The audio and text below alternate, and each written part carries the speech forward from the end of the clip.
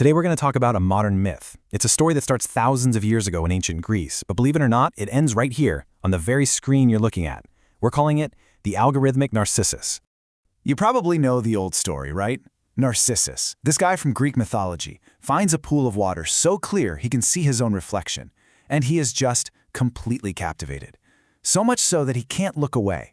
He forgets everything else, food, water, the world around him, and he literally wastes away, just staring at his own image. It's a classic cautionary tale about self-obsession. But here's the thing. What happens when you take that old story and give it a massive 21st century upgrade? What happens when that quiet, still pool of water gets replaced by the screen in your pocket? You know, the one that's dynamic, intelligent, and seems to know exactly what you want? Well, it forces us to ask a really important question. All right, Section 1, a myth reborn. And look, this isn't just some clever comparison. We're going to dig into how this ancient myth is playing out for real, right now in our digital lives, with consequences that are honestly way more complicated than the original story could have ever predicted. So here it is, the main idea. The algorithm, you know, that code that powers your social feeds and decides what you see online, that has become our new enchanted pool. It shows us a reflection of ourselves, sure, but this reflection isn't passive, it's active, it's learning. And it's unlike anything we've ever had to deal with before. So let's get into it. What exactly is this digital reflection? Let's pin down the concept that's at the very heart of this whole thing. Okay, that sounds a little academic, I know, so let's break it down. We all build a version of ourselves online, right? That's your curated digital self-image. You post your opinions, your wins, your tastes. The algorithm sees all this, learns what you like, and then it starts showing you more and more content that confirms that image. It reflects you back to you, and bam, you're in a powerful, self-reinforcing feedback loop.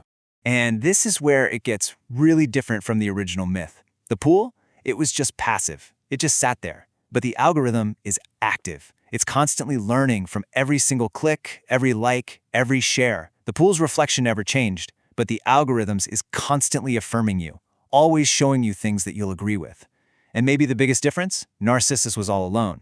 But for us, this is a social experience, reinforced by thousands of others who are seeing and liking the very same things. All right, so how does this feedback loop actually work?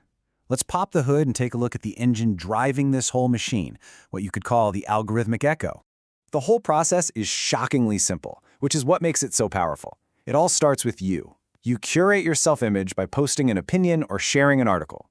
Then, the algorithm observes what you did and it learns. And in return, it doesn't show you something that challenges you, no way. It shows you more of what you already believe, reflecting your own views right back at you. And with every post that confirms your bias, your own self-image gets stronger. And that loop just pulls a little bit tighter. You know, this is what makes it so irresistible. The algorithm doesn't just show you a regular mirror, it creates a flattering one. A mirror that's been perfectly polished to show you a version of yourself who is always smart, always correct, and always validated. And let's be honest, who would ever want to look away from a reflection like that? But there's a catch. There's always a catch, right? Spending all our time staring into this perfect mirror starts to have a pretty serious consequence.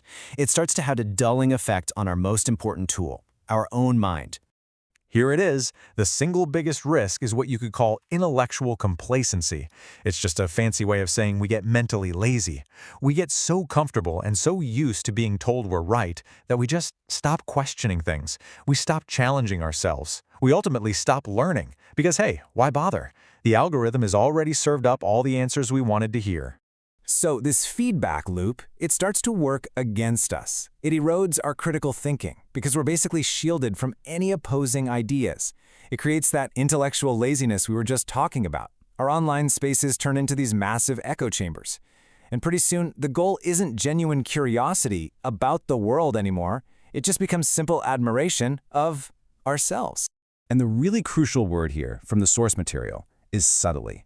This isn't something that happens overnight. It's a slow, quiet erosion. We don't even feel our critical thinking getting weaker because the whole time, the entire system is designed to make us feel smarter and more certain than we've ever felt before.